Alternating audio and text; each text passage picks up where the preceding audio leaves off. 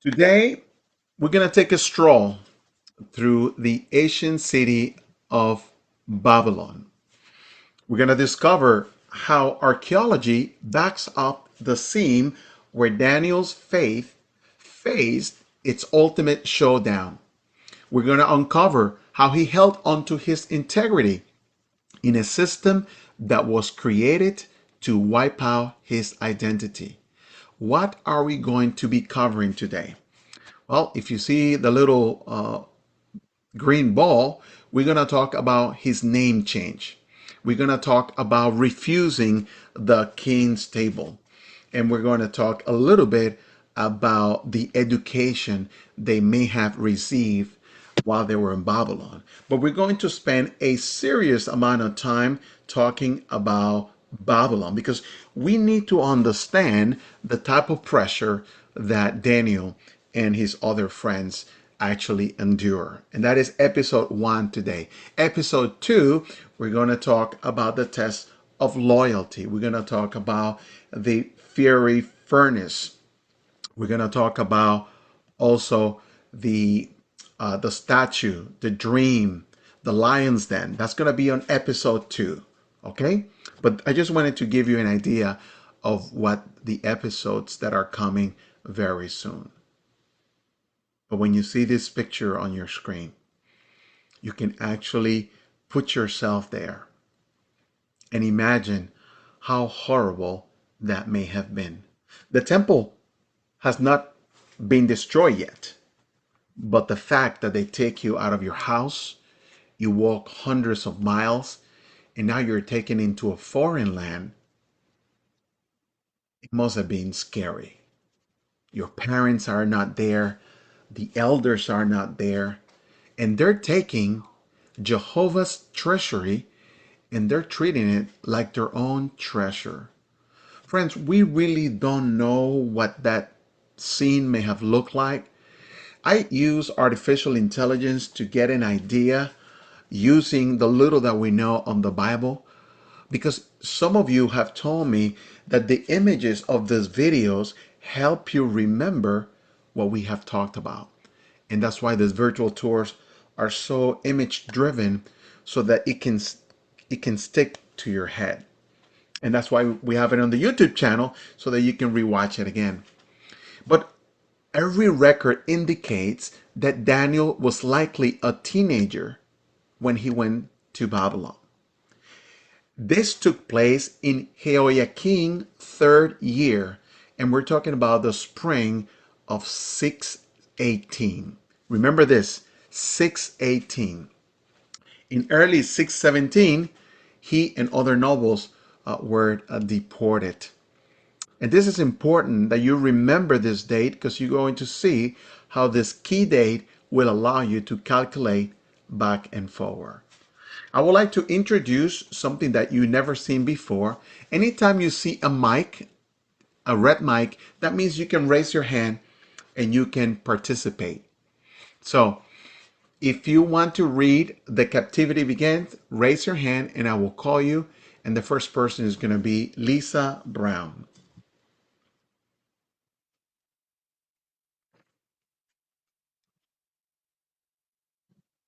Lisa, I will open your mic. You don't have to do anything. I think you have to accept or something. Are you able to open it? Yes, All right. Thank you, Lisa. Can you read this for us, please? sure. The captivity begins. Historical fall of Jerusalem. Jerusalem fall to Babylon in 607 BCE marked both political upheaval and a profound spiritual crisis for its people. Daniel's captivity and challenge.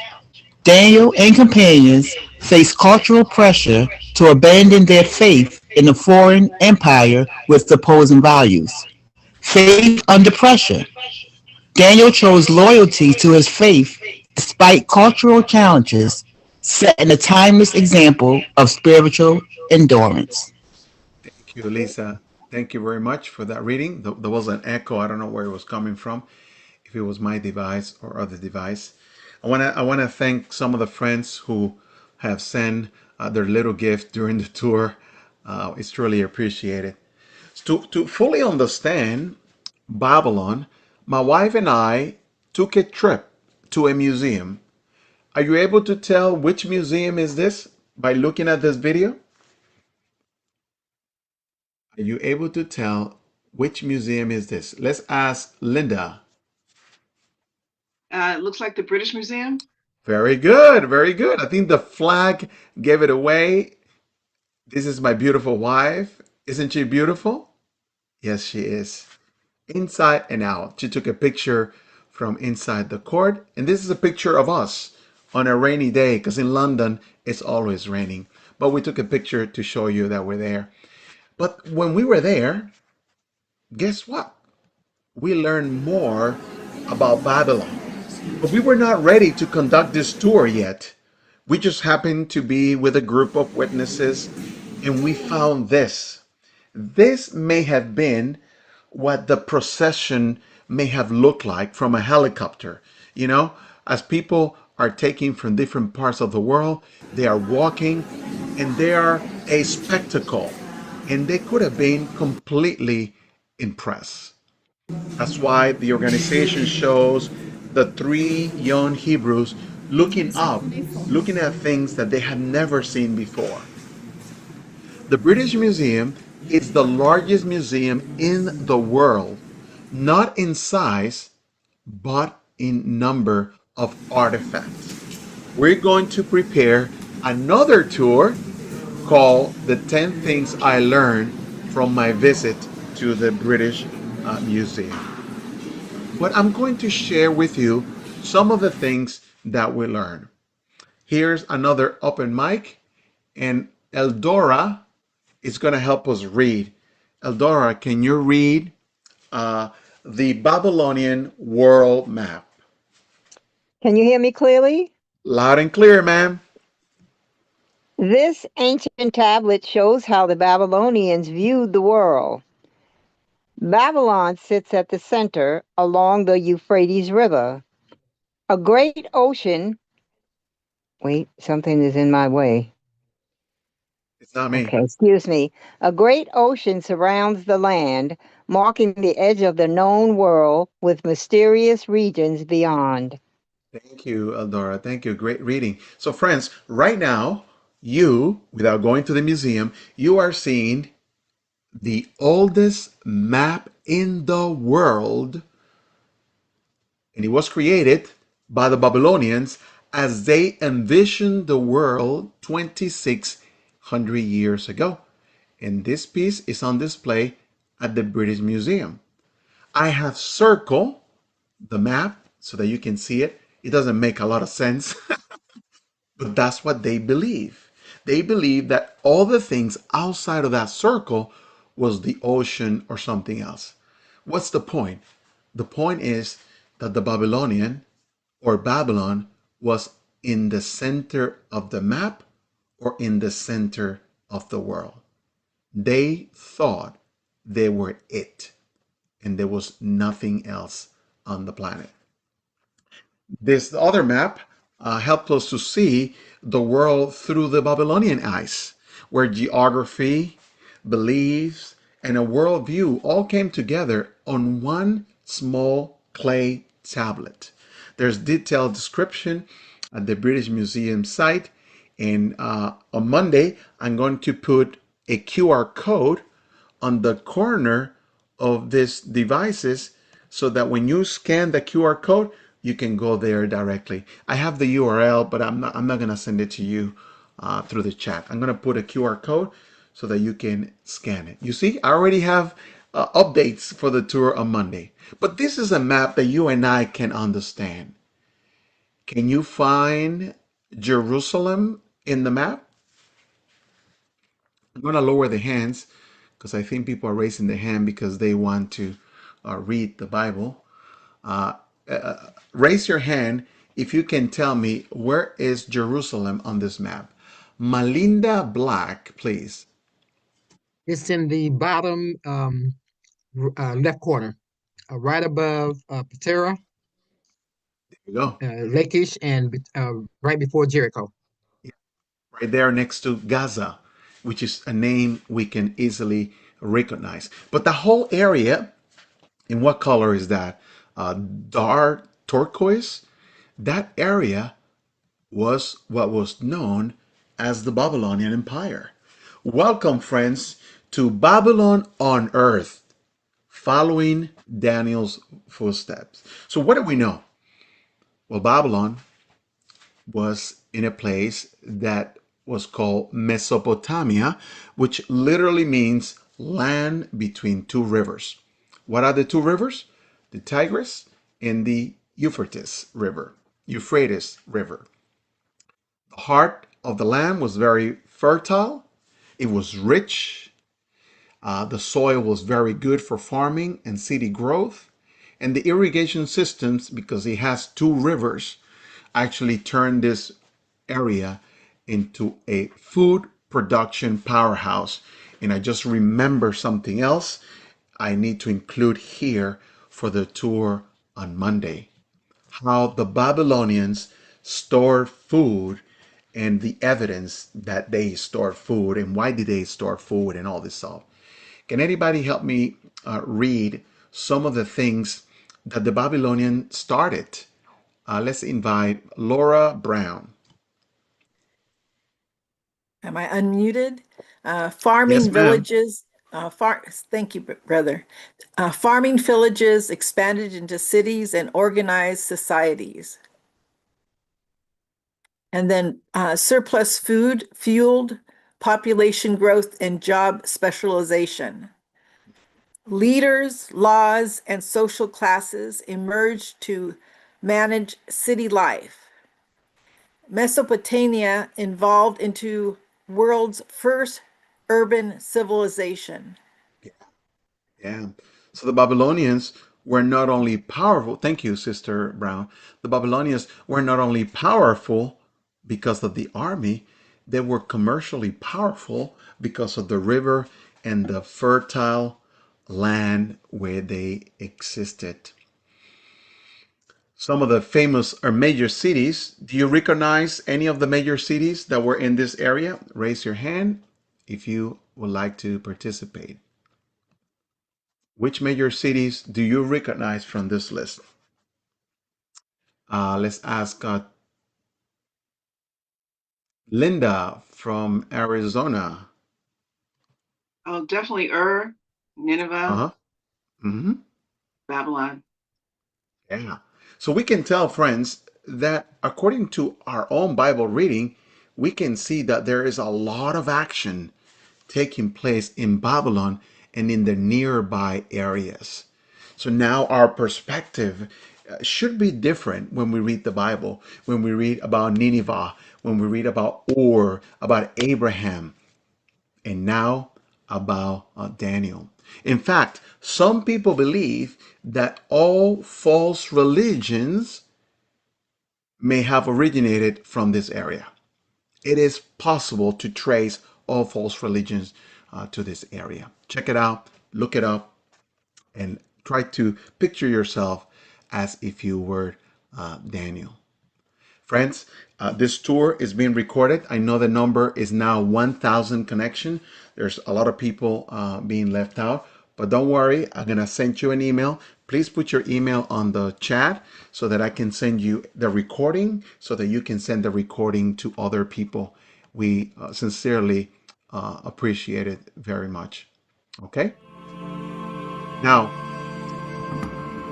we try to help small businesses, especially if the small businesses help JWs. I would like to show you a video of a friend who's trying to help other brothers and sisters to find remote work. Listen to this video. Hi there, I'm Emily from Hey Remote. The wait is over. After our last session quickly filled up, we've opened new 2026 dates for our live masterclass, Finding Remote Work in a Competitive Market. This session is specifically designed for those looking to prioritize their spiritual goals. With over 150 applicants for every role, you need a strategy to stand out. In this live session, I'll show you how to beat the ATS gatekeeper robots using the right keywords, how to use the STAR method to quantify your results, and how to optimize your LinkedIn profile to be easily found by recruiters.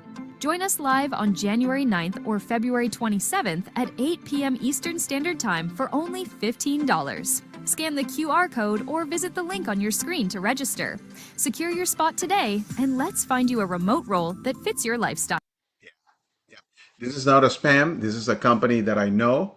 I know the owner. I met him when we went to the UK. So this is a real deal for those of you looking for a job. Well, now back into the tour, the city that tested the faith. And let's invite Maximo or Claire from the UK. Hi, Maximo. Hiya. Hello. Thank you. Hello. Shall I read then? Yeah. Okay, I'll go then. Ladies first. Ladies first. Sure. Babylon's architectural marvels. Babylon featured massive walls, the blue glazed Ishtar gate with lion reliefs, and processional way to temples. Spiritual and political symbolism. Babylon's grandeur symbolized political dominance and spiritual opposition to the captives from Jerusalem. Voi fare le fine? Ruins as prophecy fulfillment. The desolate ruins of Babylon confirm biblical prophecy and highlight the impermanence of human power. Yes, thank you, Maximo, and thank you, Claire. And friends, if you are just joining us right now and you want a copy of the tour, A Pronouncement Against Babylon, make sure you put your email on the chat and I'll be happy to send you, especially the last part, Ruins as Prophecy Fulfilled. And we did a whole tour just about that piece. But going back to Daniel, this is the goal of today. I want you to feel like Daniel. I want you to feel like young people feel today. In a strange world where nobody, or almost nobody, serves Jehovah. I want you to be attracted by the magnitude of the things that this world has to offer. Babylon was very rich. Everybody that had to pass through that river, they need to somehow pay Babylon. The Germans were the ones who were able to find Babylon. You see, Jehovah's prophecy was fulfilled. Babylon will never be restored. The Germans, between 1899 and 1967, they uncovered, because it was all below sand, they uncovered the city walls. And they have taken this to the Pergamon Museum, which unfortunately right now is closed for renovations. So what we have today is actually a picture, an actual picture of what took place hundreds, centuries of years ago. And Jehovah wanted you and I to have access to this because I guess Jehovah knew that we were going to live in a time where we're going to need everything we can to survive the pressure. There is a red arrow pointing at the bottom left-hand side of the screen. For someone coming from Jerusalem, walking along the processional way to the Ishtar gate would have been overwhelming. And this is why the organization has painted those young ones looking up and being mesmerized at what they're seeing. I believe that just the blue glazed bricks, which I have seen with my own eyes, I don't know how they did it, but those blue bricks are still blue nowadays when you go to the Met or when you go to other places where they have the lions. It just gives you an idea of the sheer grandeur that really was designed to impress, but also to intimidate. This was a city built to showcase power, like the Temple of Marduk and other gods that dominated the skylines. Look how tall those buildings are. And if you think about it, Babylon is primarily flat. So you can see this from far, far, far away. In fact, let me show you what some of those places looks like today. Yes, friends, this is an actual video that shows you Bible prophecy fulfilled. Just what Jeremiah prophesied. The city lies desolate. And if you put your email on the chat, I'll send you the tour in which a powerful person such as Alexander the Great, Saddam Hussein, they both tried to rebuild Babylon, but somehow they both failed to do so. These are the very places that Daniel walked. And right now, they are home to jackals and owls, completely desolated, just as the Bible prophesied. So send me an email and I'll send you a link so you can see. I think the tour is based on Isaiah chapter 13, verse 1, a pronouncement against Babylon. This desolation actually confirms the historical accuracy of the account.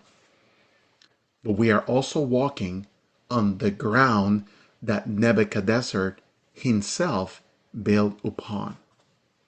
So I hope that by now you are feeling anxious, you are feeling nervous, and somehow you are feeling afraid.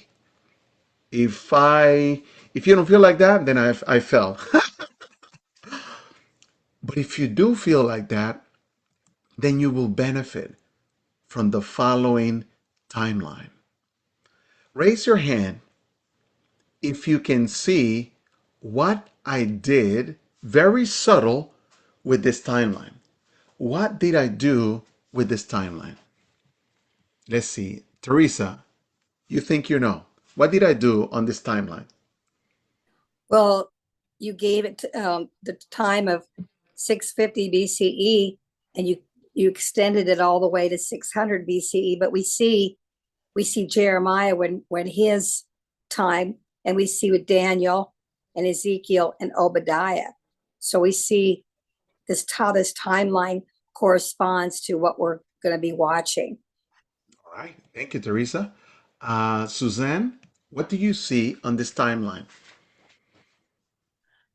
I see the 618 BCE, which you said exile, with Daniel and Jeremiah, Ezekiel, and then the 617 BCE was the destruction of the temple. Okay. And you come down to Jeremiah all the way in Ezekiel and Obadiah, I think. Yeah, Obadiah. Thank you. Thank you. Can anybody pay attention to the color? Why did I color the boxes the way I did? And I know you can pick my brain, but you can give it a swing. Raymond, why do you think I picked the colors that I did? Well, these are the different prophets that parallel with what what went going on with Daniel. So Jeremiah was uh, he was a contemporary of all these prophets. Hmm. Yeah, yeah. By looking at this, by the way, you can take a picture of this and you can do your own research. But looking at this map, can you see when Jehovah abandoned his people? Can you see it on this timeline? When did Jehovah abandon his people? Uh, Kathy or Amari? It looks like he abandoned his people at 618 BCE. Okay, okay. Let's invite Karen. Yes, well, Green initially, Plaza. Hmm? hello? Yes, Did you invite me or? yes, I invite you. Yes, hi again. I saw the tour the other day. Yeah, so I'm looking at it and we're actually doing in our family worship, live by with Jehovah's Day in mind, and it talks about the minor prophets. So are these the minor prophets? Hmm. Yeah. Yeah, yeah, And yeah. it looks um, the other sister said, so we're looking at the destruction of the temple, and they went Okay. into exile in 618 BCE. Okay. Thank you very much. I guess I'm not asking the question in the right way. Were Jehovah's people without a prophet while all of this was going on? Were they by themselves? Did they lack direction? Maybe that's a different question. Roxanne, help me out. Jehovah never abandoned his people. There was Hmm. always a prophet, someone to convey his message of judgment and comfort and restoration to them. Exactly. And that's why creating this timeline to me was so refreshing because it's a reminder that there was always someone talking about Jehovah and about Jehovah's promises. And of course, we stopped at the year 600, but notice how Daniel continues and Jeremiah continues, and that's another tour. But the purpose of this timeline is just to show you that Jehovah never, never abandoned his people. And this is very important because what's going to happen to Daniel now, it's going to be scary. Take a look at this question. What was Daniel's Babylonian name? You can put it on the chat too. 1, 2, 3, 4. You can raise your hand. Let's say,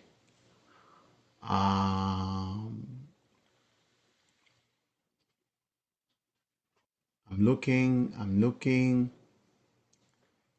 Let's ask, let's ask Sienna. Sienna, what option out of the four you think is the best? Belteshazzar. I think you pronounced the T, so you answered correctly. Good. Thank you. You're a very good student. I thought you were going to pick the first one, but you answer correctly. Now, was this just some arbitrary name like Mary or Joseph or Peter? Was this a coincidence? Absolutely not. Let's go to Maryland and let's ask the Turney family to read what does Belteshazzar actually means. Belteshazzar means protect the life of the king.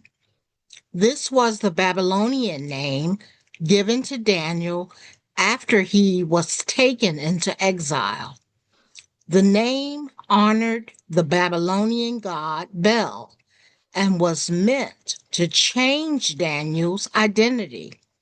Its purpose was to help him fit into the Babylonian life and pull him away from worshiping Jehovah.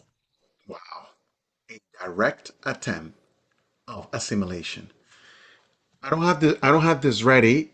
I don't have this ready, but can anybody using your own Bible, can you read Daniel chapter 1 verse 7?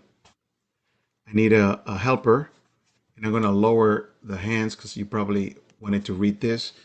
If you want to read it directly from the Bible, raise your hand again so that I can call you. Let's call Anna Noe, Daniel chapter 1, verse 7.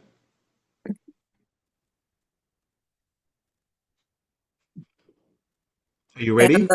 yeah, Okay. and the principal court official assigned names to them.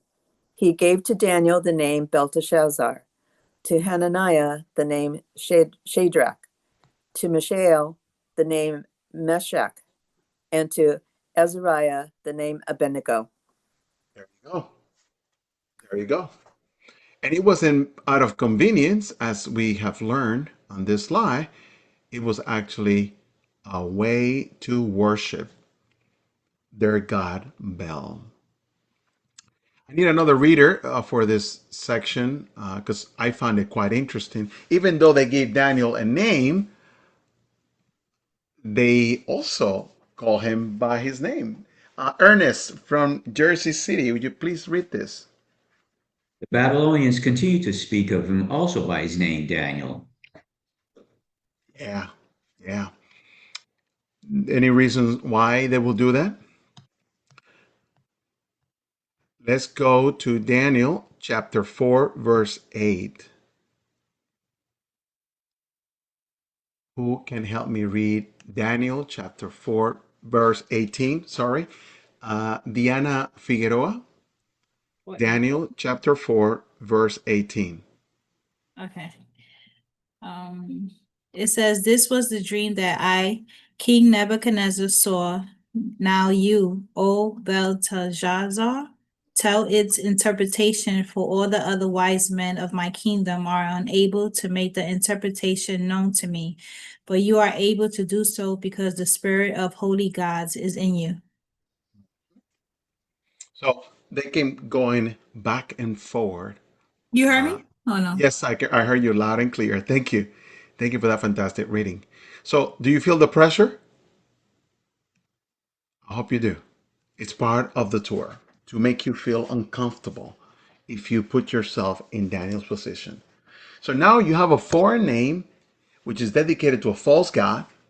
You're in a foreign land and things are about to get even worse. What is the first test according to what you see here on the screen? Gina, what do you see? What's the first test?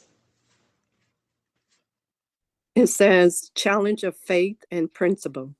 Daniel faced dates to faith by choosing food aligned with his beliefs over royal offerings. So the first problem was the food. And Jehovah's Witnesses have prepared a tour, which I invite you to watch after this tour so that you can get that version of the story. The food was a challenge, but we also learned from Daniel that a respectful reasoning can also work out. And Daniel kept his integrity all the way. You're hungry, you're in a foreign land. What are you going to do? The Babylonians ate fish, but they also ate shellfish, including animals like shrimp, lobster from rivers and nearby waters. They also ate pork, pig, which was common in Mesopotamia. They also ate animals without split hooves and other foods that the Israelites were not allowed to eat under the law of Moses. Another thing to consider for Daniel and his friends is whether the blood of these animals were poured correctly on the floor. I mean, there were so many things that were probably wrong with the food, even if the food was chicken or an animal that they could eat.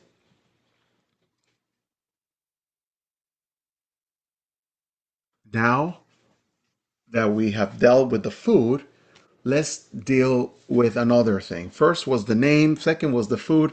Let's deal with the next thing. Can anybody help me read Daniel 1:4? And let's ask Janae Sadler to help us read. Thank you. They were to be youths without any defect, of good appearance, endowed with wisdom, knowledge, and discernment, and capable of serving in king's palace. He was to teach them the writing and the language of the Chaldeans.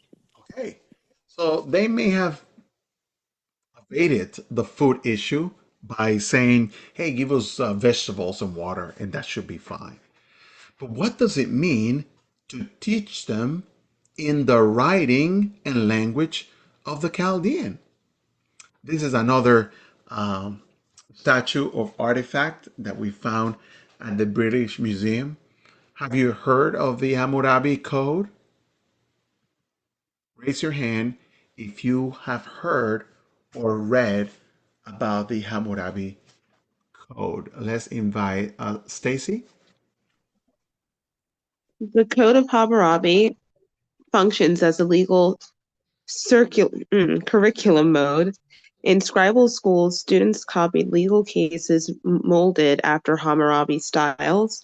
Legal formulas used in contracts followed Hammurabi's structure, and law was taught through case-based learning. If X happens, then Y follows. This method was still in use during the Neo-Babylonian period, Daniel's time. Thank you, Stacy. Thank you very much. This guy, Hammurabi, was very important. It was so important that when we went to the British Museum, there was a library of tablets, and all of them were inspired by him. So when we think about the kind of Chaldean education that they will learn, those 3 years, and now they need to stand in front of the king and be able to answer the questions that he may ask. Do you feel the pressure now? Because the pressure is increasing. What helped them? Go back to that timeline. Go back to how parents were raising their children in the appropriate way. You see, friends, to the Babylonians, education was elite and selective, designed primarily for royal court, temples, and government service. Exactly the setting that Daniel was trained for. Let's check a little bit more about this. What you're seeing right now is a tablet on the top. The tablet on the top records a silver payment from the temple dedicated to the god Shamash in Sipar, written during the reign of Nebuchadnezzar II. This is located at the Metropolitan Museum of Art of New York City. The one at the bottom is the cylinder of Nabonidus. And in this cylinder, Nabonidus commemorate the restoration work done on a temple dedicated to the god Sin in Ur, and this is located at the British Museum. What's the major difference from this type of writing? They are preserved for a longer time. So you're seeing what Daniel and others may have seen. And what type of education are we talking about? Can anybody comment on the things on the right? Kim? Scribal education, reading, writing languages, mathematics and accounting, astronomy and astrology, law and administration, religion, ritual and divination, elite court education, leadership training. Mhm. You see, most of us today get written tests, but Daniel and his companion, according to the movie that we saw, it was an oral test. And they need to remember whatever the king was asking. Was Daniel simply smart? Did he simply have a perfect memory? Or was it Jehovah who helped him out? We have learned the Babylonians mostly wrote on clay tablets, which could last thousands of years. And you guys have seen this because I use this at the beginning. What's the major difference from this type of material? Simply, it just lasts longer so that you and I can have access to it today. So, can anybody help me read what is there on the screen? These are just a few things that the Babylonians and the cuneiform writing are famous for. LaRonda? Conform writing, world's first writing system used for laws, taxes, trade, and stories. Turned, turned information into permanent power. Yeah, yeah. Of course, this is it should say the first secular system of writing, because Moses also did the writing. So what is the point of all of this? The point of all this is that the Babylonians were not only powerful, but they appear to have secular wisdom. If I tell you that the symbols that we use today for elementary arithmetic were developed by the Babylonians, you will be flipping out. You'll be saying, wow, for real? My research shows that in this table, you see here, uh, in this mathematical table written in cuneiform script, where each row shows a Pythagorean triple.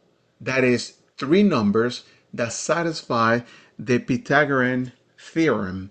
The sum of the squares of two smaller sides of a right triangle equals the square of the hypotenuse. Little did we know that when we learned this in high school, we could have thought that it was the Greeks or somebody else. No. Before the Greeks discovered geometry, the Babylonian scholars were already exploring advanced mathematics long before Pythagoras. It's a perfect example of how Babylonian knowledge in mathematics and education was far ahead of its time. There are other key innovations that I want you to be aware of. Can I get a reader to read the key innovations by the Babylonians? And let's ask Annette Davenport. Key innovations: the wheel, plows, levees, and irrigation boosted farming and transportation. Clay tablets, mathematics, and calendars improved record keeping and planning. Technology supported trade, construction, and city management. Mesopotamia became an ancient innovation hub that influenced the world. Thank you. This makes a lot of sense because when we read the Bible, we read that not all Jews returned to Jerusalem. It looks like they were not prisoners of Babylon, especially after Babylon was taken down by the Medes and the Persians. So now we understand why not everyone wanted to go to Israel. They were comfortable in Babylon. When we have to talk about religion and power, the kings ruled with the support of the priests. And you see that in the movie. God controls nature, crops, and success. And the ziggurats, those buildings that look like a stairs, were built as temple and power symbol. So, after 3 years of training, eating vegetables, so to speak, and drinking water, if we get nervous when we stand before a judge, would you get nervous if you're standing before a king? How about if the king has to examine you personally? Daniel chapter 1 verse 17 tells us that God gave them knowledge and skill in all learning and wisdom. And specifically that Daniel also understood all kinds of visions and dreams. Now, this is significant because we're talking about the Babylonian court, the center of the worldly wisdom at the time. Jehovah helped them. The Babylonians had their own astrologers, magicians, wise men who claimed to have special knowledge. But yet, this young Hebrew captive outperformed them all. This wasn't because they were naturally smart, it was because Jehovah gave them that ability. So, yes, they may have been nervous, they may have been anxious. It's part of being human. But they saw Jehovah's hand each step of the way. Think about all the implications that were in play here. Daniel and his friends did not have to compromise their faith to succeed in Babylon's system. In fact, their faithfulness to Jehovah is what made them excel. It was their obedience in small matters, such as diet, among other things, that led Jehovah to bless them with greater responsibilities. The Bible says that they were better 10 times, 10 times better than any of their competitors. Why? Well, we have this friendly reminder in Proverbs chapter 22, verse 29. Help us read Proverbs verse 29 on chapter 22. And we're going to ask Sister Henderson to help us with the reading. Have you seen a man skillful at his work? He will stand before kings. He will not stand before common men. Thank you. Thank you, Sister Henderson. Great reading. What does this text remind us? That anything we do is because Jehovah has given it to us. And we learned that from Daniel. Jehovah positioned him to be able to stand before one of the most powerful kings in history. But here's the key point. Daniel never forgot where his ability came from. He remained humble and always gave credit to Jehovah. What are we going to see on the next episode? We're going to see the dream of the statue. We're going to see the fiery furnace. We're going to see how the Medo-Persian kingdom will come into the picture. How Daniel survived being in the lion's pit. So friends, out of the bottom of our heart, we thank you for being the guinea pigs today, for watching the world premiere of our first episode of Daniel. It is funny